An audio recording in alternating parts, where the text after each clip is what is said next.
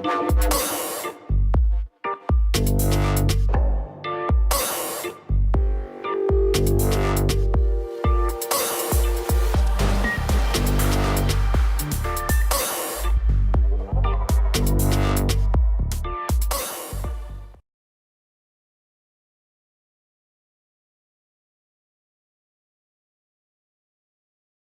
gorgeous day for a wedding, is it not?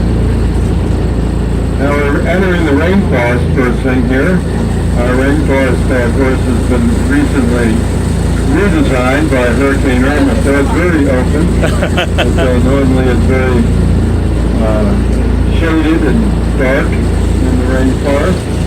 Now we've got a little more light than usual. But the sun's disappearing, so that will bring it back to normal.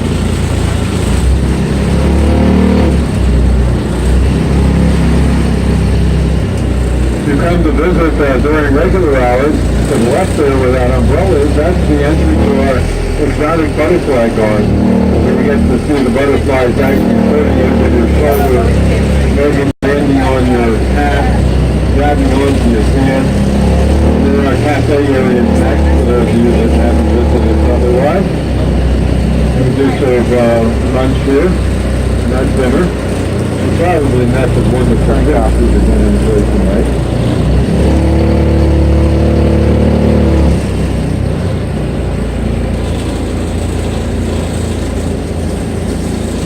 This area that we're now entering on the right is called cycad circle. And cycads are an interesting group of plants because the family of plants is the second oldest family now living on Earth. It goes back a couple 100 million years ago. They reproduce using cones because they arrived on this Earth before the flowers did. So you'll see some very big cones, and I'm hoping we might get a whiff of perfume here, I'm not sure. But the tree on the left side here, with all these things dangling off of the trunk, is called the cannonball tree. You look at the seed pod, they look about the size and shape of a cannonball. But the flowers are extremely fragrant, and if the wind's blowing the right way, you may get a smell of the perfume of the cannonball tree. Native of rainforest of South America. Be careful there on the left, right side. You got one of those cycads, fronds, maybe getting kind of close to you. There, top. You feel those fronds, they feel more like you may notice the bird of paradise flower on the left side through the beautiful orange part of the flower. There's also a blue part, not too visible right at the moment. And then as I make the turn, we enter what we call the palmatum. We have one of the largest pond collections in the world, over 600 different kind of palms. And as you can see by looking around, of course, the whole garden looks amazingly good. There's a not for, remember what, 3-4 weeks ago? 100-mile-an-hour winds, and look at it. The palm trees are the real experts at living in high winds. The round trunks with the wind, and then all the fronds just kind of go with the flow. And after the storm blows over, they're usually standing right full like you see on the left side here. So beach fish palm. They come from the South Pacific Islands. And yeah, here are beaches now. There's 4 or 5 different beaches that can grow here in Florida. Surprisingly, with the 600 palms that we have here, only 11 palms are actually native to Florida. But most of these come from all over. The beachy is coming from the Pacific region.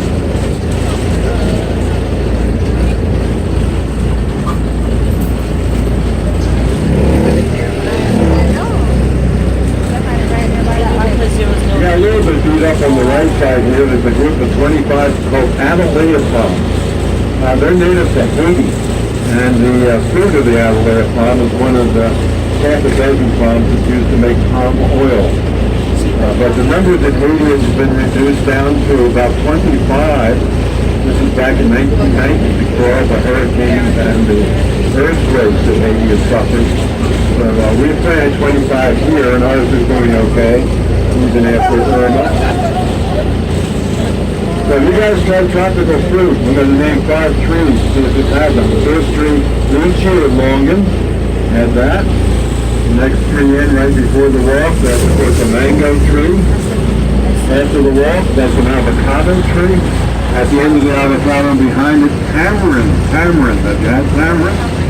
And then in the opening area here, if you look around the edge, you'll see papayas growing. So there are 5 tropical fruits that hopefully you've all enjoyed since you're from around here.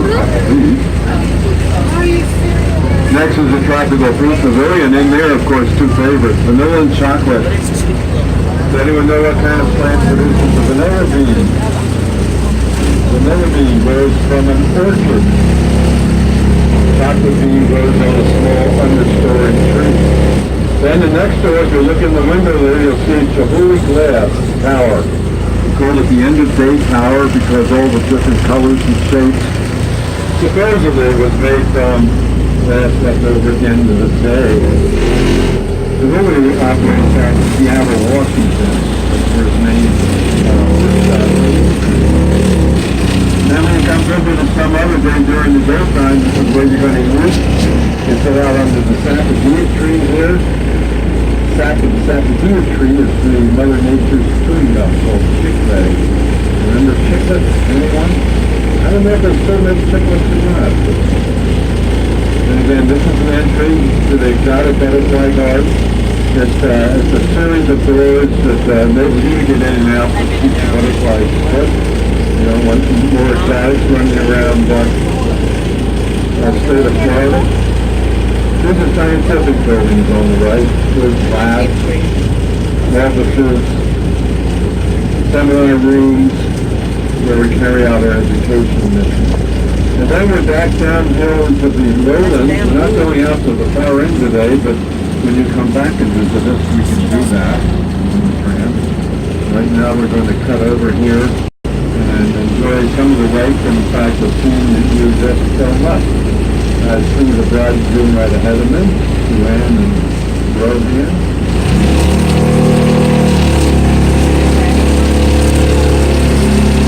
Heading to the bottom of the rainforest now on the left.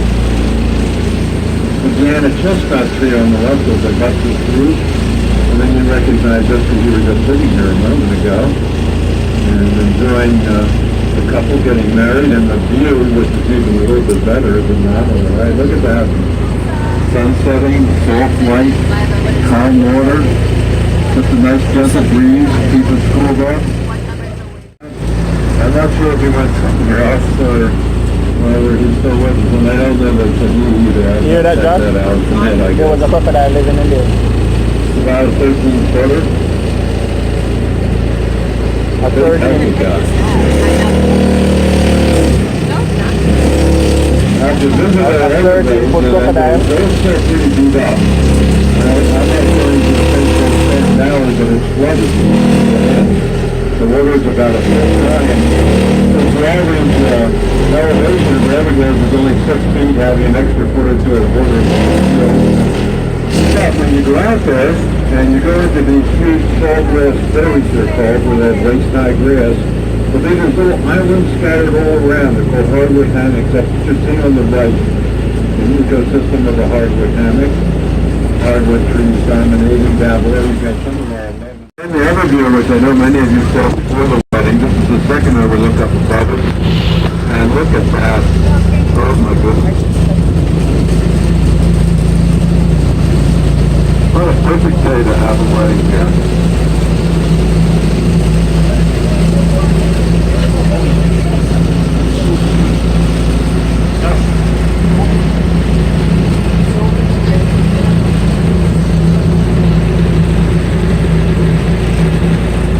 Now, if you get a chance to visit some other day, this is where the tram tour starts. It's called Tram Plaza. This is where I will be returning the tram after we're done.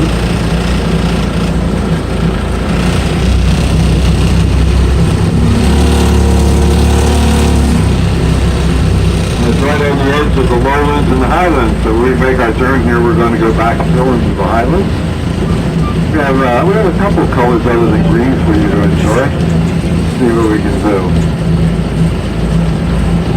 Yeah, on the way up we have a brilliant red-orange color on the Jamaica plane tree. If you look closely though, they are not the flowers that color. The flowers are actually small and yellow. And then on the other side, directly across, is the rainbow eucalyptus tree with all the colors in the trunk of the tree, the peel of the bark. Our regular visitor center is off to the right. You guys got a special entry for your wedding. And this is the big climb uphill. This is a huge uphill for us Floridians.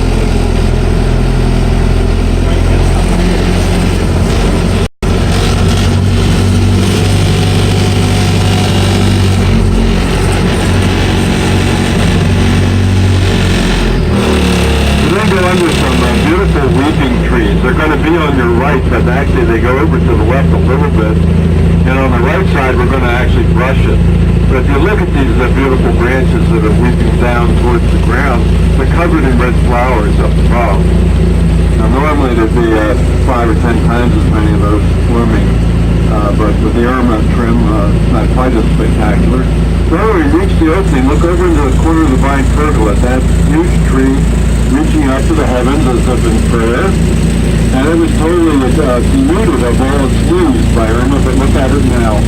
All new, fresh, young, vibrant.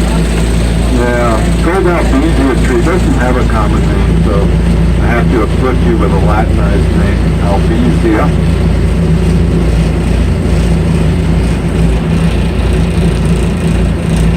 A beautiful wedding flower coming up on the left here at the end of the plot. These are the flowers that go into the Hawaiian leis. The tree is called Plumeria or Frangipani.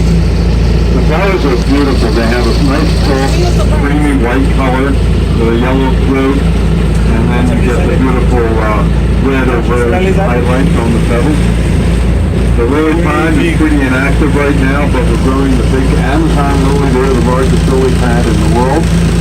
Deserts, we have deserts for you. Let's see rainforest and deserts. This is Florida, we can do anything.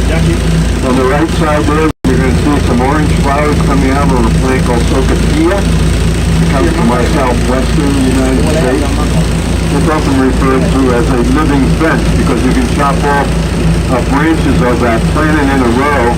It will quickly root in and it will quickly create a very nicely thorned fence.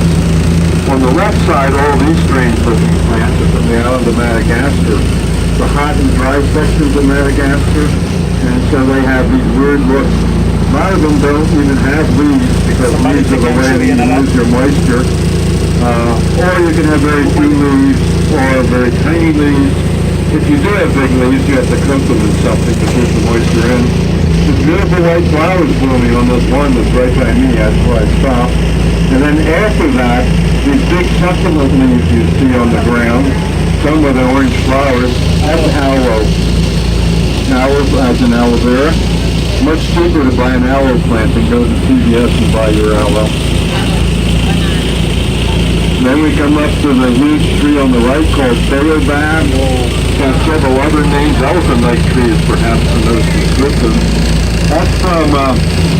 That's from southern Africa, but they also grow in Madagascar, the place that the desert plants were from on the left. It's as old as a garden, which means it's 79 years of age. It's grown very, very rapidly, thanks to the house beyond it. The house is the original gatehouse. I think this is where most of you entered the garden. So this was a building that greeted everyone back in 1938 when we opened our doors. You would have entered through that wrought iron gate that perhaps you use today, and you'd be looking off to the left where this beautiful view again of the overlook is. Make sure you get your eyes left there because that's a great look again. When you're done with a quick peek at the overlook, the garden coming up on the left, this is our native butterfly garden. So here we don't go out and collect the butterflies, we simply plant the plants that they like, and then they show up on their own, come to enjoy Fairchild because it's a neat place to be, but you have the food.